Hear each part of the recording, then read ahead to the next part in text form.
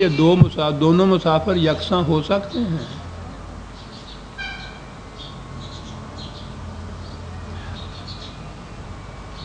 اب یہ جو چیز تھی کہ یہ آنکھیں کھول کر چلنے والا، یہ منزل مقصود تک پہنچے گا۔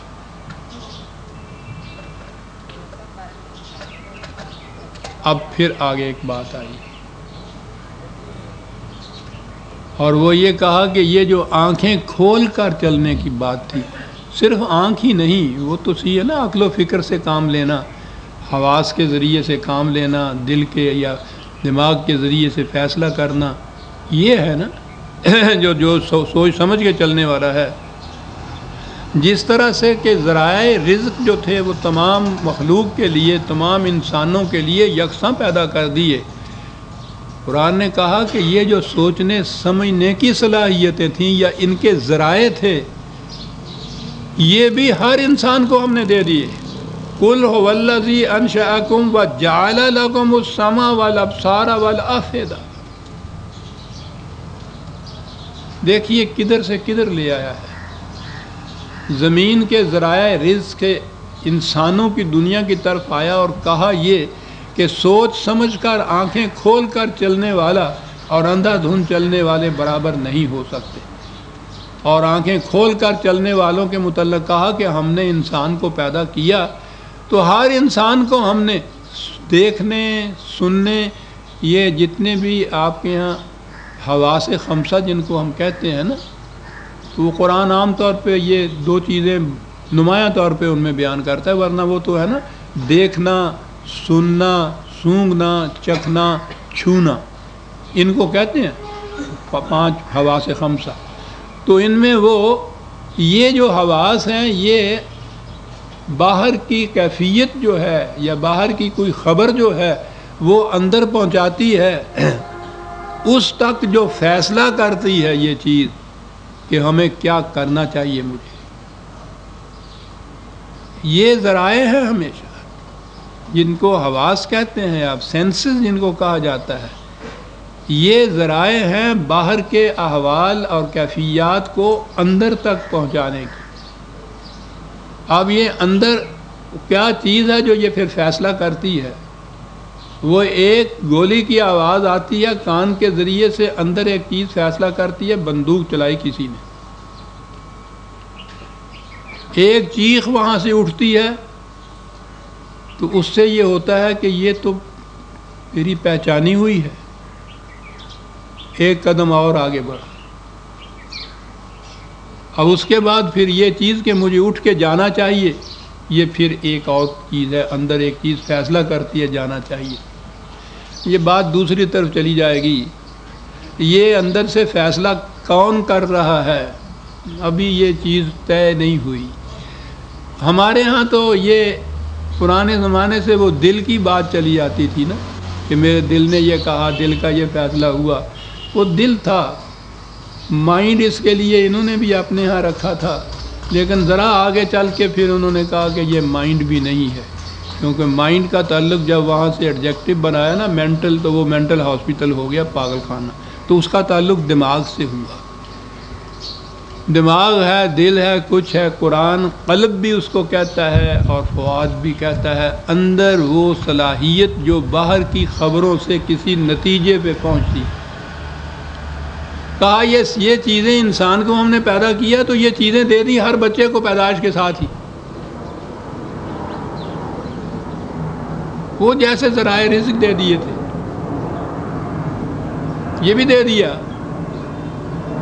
اب آگے جس طرح سے کہ ان ذرائع رزق سے حاصل کردہ رزق کے متعلق ہے کہ وہ کیسے استعمال کیا جاتا ہے، سوال یہی ہے کہ یہ جو تمہاری صلاحیتیں ہیں علم حاصل کرنے کی، انہیں کس طرح سے تم استعمال کرتے ہو، کس مصرف میں لاتے ہو، کس مقصد کے لیے استعمال کرتے ہو۔ قلیلم ما تشکرون، بہت تھوڑے انسان ہیں جو ان کا صحیح استعمال کرتے ہیں۔ نہ رزق کی صحیح تقسیم ہوتی ہے، نہ علم یا ذرائع علم کی کا مصرف صحیح ہوتا ہے، بہت کم ہے۔ کہا قل هو الذی ذرأکم فی الارض وإلیہ تحشرون، ان سے کہو کہ زمین میں تمہیں اس نے پیدا کیا، ساری زمین پہ، ساری دنیا پہ تم پھیل گئے، اتنی آبادیاں وسیع ہو گئیں، پھیلے ہوئے ہو۔ ٹھیک ہے، پھیلے ہوئے ہو تو بظاہر ایسا ہے کہ مثلا ہمارے پاکستان کے کسی گاؤں کا ایک فرد، افریقہ کے کسی گاؤں کا ایک حبشی، دونوں میں کوئی کسی قسم کا نسبت نہیں، تعلق نہیں، واسطہ نہیں، بظاہر کوئی شے نہیں۔ کہا لیکن ایک چیز پھر اس کے باوجود انسان اور انسان یا مختلف افراد میں یہ جو بعد ہے ایک دوسرے کے خلاف، اتنے پھیلائے ہوئے کہ وہ قطب شمالی میں ایک ہے، دوسرا قطب جنوبی میں ہے، اس بعد کے باوجود انسان ہونے کی جہت سے دونوں میں ایک قدر مشترک ہے۔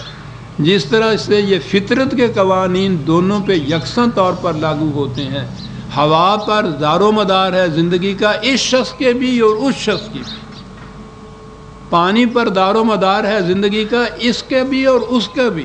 اب دیکھتے ہیں دونوں کے اندر جیسے لاسلکی ایک ہوتی ہے، وائرلیس ہوتی ہے دونوں کی، اسے پیاس لگتی ہے وہ بھی پانی کی طرف جاتا ہے، اسے پیاس لگتی ہے یہ بھی پانی کی طرف جاتا ہے۔ کہا یہ چیز قدر مشترک کیا ہے انسانوں کے اندر؟ کہا اسی طرح سے یہ جو فزیکل لاز یا یہ طبعی زندگی سے متعلق قوانین ہیں، انسان کی انسانی زندگی کے متعلق بھی قوانین ہیں، اور وہ یہ ہے کہ ظالم کی کھیتی پنپ نہیں سکتی۔ جیسے پانی کے بغیر زندہ نہیں رہ سکتا قانون ہے، ظالم کی کھیتی پنپ نہیں سکتی قانون ہے، اور دنیا کے تمام انسانوں کے اوپر یہ قانون جو ہے اس کا اطلاق ہوتا ہے۔ یہ نہیں ہے کہ مشرق کے ظالم جو ہے ان کو پکڑا جائے گا اور مغرب کے ظالم کو نہیں پکڑا جائے گا، فرعون کو پکڑا جائے گا اور اس دور کے فرعونہ جو ہیں ان کو نہیں پکڑا جائے گا۔ قانون ہے، اور یہ قانون ہر انسان پر اطلاق اس کا ہوتا ہے۔ یہ نا ذرأکم فی الارض وإلیہ تحشرون، اب یہ وہاں نشر کا لفظ آیا تھا، یہاں حشر کا لفظ ہے، ہمارے ہاں تو حشر اور نشر دونوں کٹھے ہی قیامت کے اوپر ہے۔ میں پھر بار بار اس کو دہراتا ہوں اور دہراتا جا رہا ہوں کہ مرنے کے بعد کی زندگی پر ہمارا ایمان ہے، لیکن یہ سارا کچھ مرنے کے بعد کی زندگی سے متعلق نہیں ہے۔ ابھی اگلی آیت بتا دے گی کہ یہ یہاں کی زندگی کے متعلق بات ہو رہی ہے۔ پھیلایا وإلیہ تحشرون، بجائے اس کے کہ یہ معنی کرو کہ تم اس کی طرف پھر اکٹھے کیے جاؤ گے۔ اس کا ایک قانون جو انسانوں کے اوپر اطلاق جس کا ہوتا ہے، اس میں تمام کے تمام یکساں ہیں، سب اپنا قدم اس کی طرف اٹھا رہے ہیں، اس کے احاطے سے باہر کوئی نہیں جا سکتا۔ جا رہے ہیں، تحشرون ہو رہا ہے اس وقت۔ تمام انسان جو ہیں جس طرح طبعی قوانین کے احاطے سے کوئی باہر نہیں جا سکتا، سب اس کی طرف جاتے ہیں، پیاس لگتی ہے سب پانی کی طرف جاتے ہیں، جا رہے ہیں۔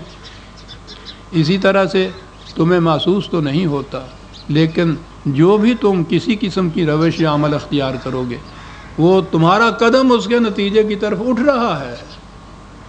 یہ نہیں اٹھے گا کبھی جا کر، اٹھ رہا ہے۔ دلیل اس کی میں نے عرض کیا عزیزان مان، یہ خدا نہ کردہ کچھ میری اپنی ذاتی رائے کی چیزیں نہیں ہیں۔ قرآن میں اس طرح ذاتی رائے سے کچھ کہنا تو شرک ہے، خدا بننا ہے۔ قرآن خود منہ سے بولتا ہے کہ اس کے یہ معنی ہیں۔ کیسے ہوا کہ یہ یہیں ہوگا؟ اگلی آیت میں ہے وَيَقُولُونَ مَتَىٰ هَٰذَا الْوَعْدُ، یہ پوچھتے ہیں کب ہوگا۔